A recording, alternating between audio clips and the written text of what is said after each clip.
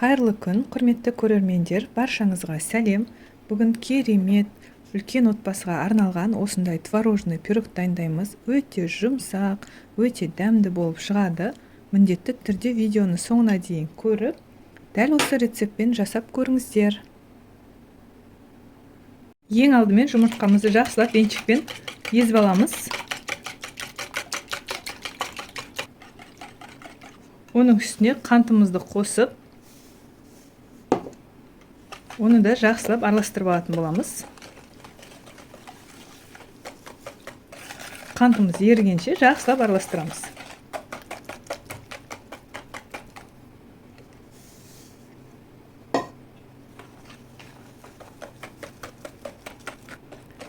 Араластырып болып, мұны шетке қоя тұрамыз. Ұнымызды алып, сары май қосамыз. Маргарин қолдансаңыздар да болады. Сары майымыз холодильниктен шыққан, қатып тұрған болу керек. Осыны ұнымызға араластыра отырып, осылай теркамыздан өткіземіз.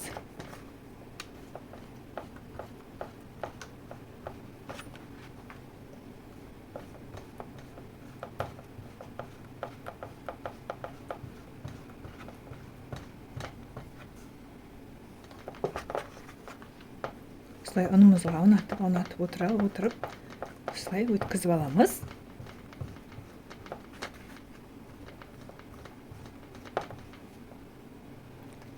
Мінекей барлығын өткізіп алдым. Енді осы майымызды жақсылап ұнмен араластырып алатын боламыз. Мұжбаймыз. Бір келкі етіп араластырып аламыз.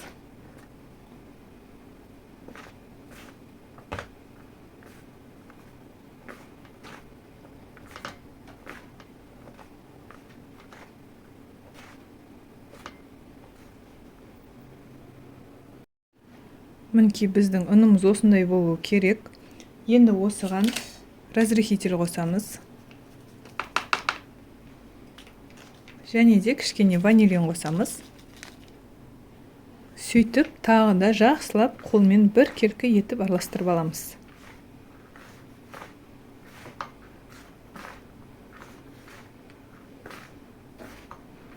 Бізде осындай шашылып тұру керек. Майымыз міндетті түрде мұздай, жаңа қатып тұрған май болуы керек. Келесі біз творогымызды алып, оны да қолымызбен былай майдалап шығамыз. Арасында осындай ірілері болса, майдалап жібереміз қолмен. Жақсылап бір келтіп майдалап аламыз.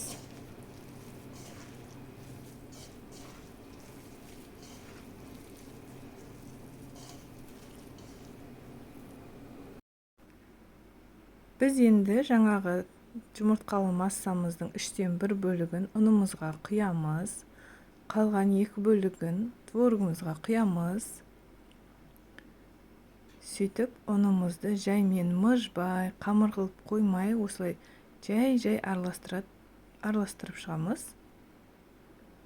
Мұжып жібермеуіміз керек, қамырымыз жабысып қалмау керек.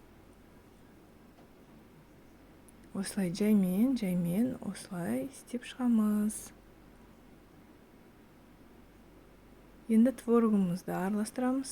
Бір келкі етіп, жақсылап араластырып аламыз бұны да.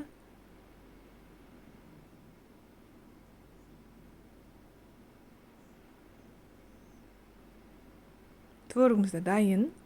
Енді пирог пісіретін ыдысымызды алып, жаңағы қамырымыздың жартысын астына саламыз осылай. Менде листтің размері 30-да 40, осыны бір келкі етіп төсеп шығамыз.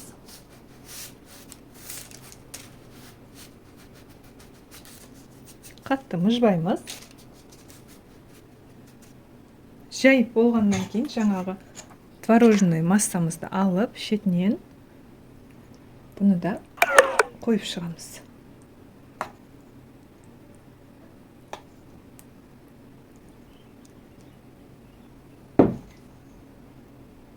Барлығын құйып алған соң, бір келкі етіп жайып шығатын боламыз. Оны да бір келкі етіп шығамыз. Астындағы қамырымызды ашып жібермей, жаймен осылай жаятын боламыз.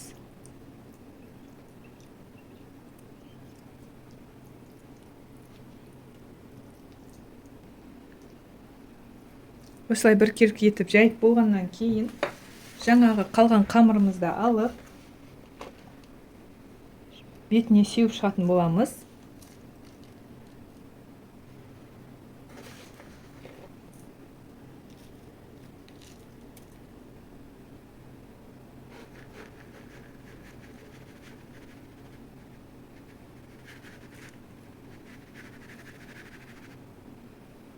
Бір текіс етіп түзулеп аламыз.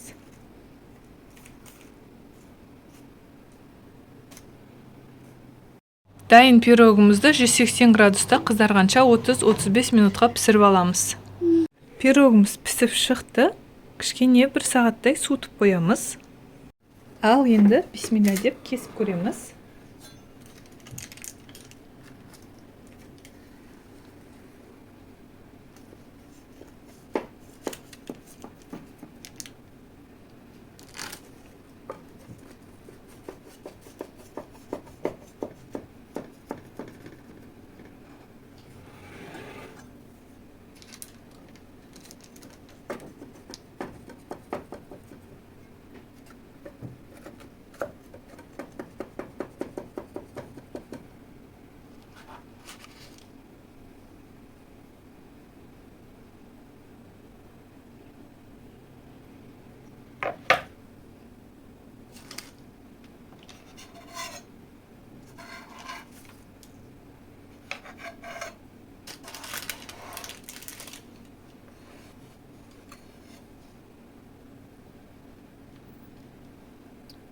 Жұмсақ күшті болып шыққан.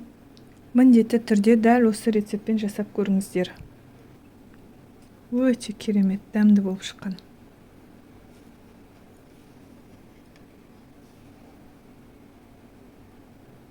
Лайк басып, өз пікірлеріңізді қалдыруды ұмытпаңыздар. Сау болыңыздар.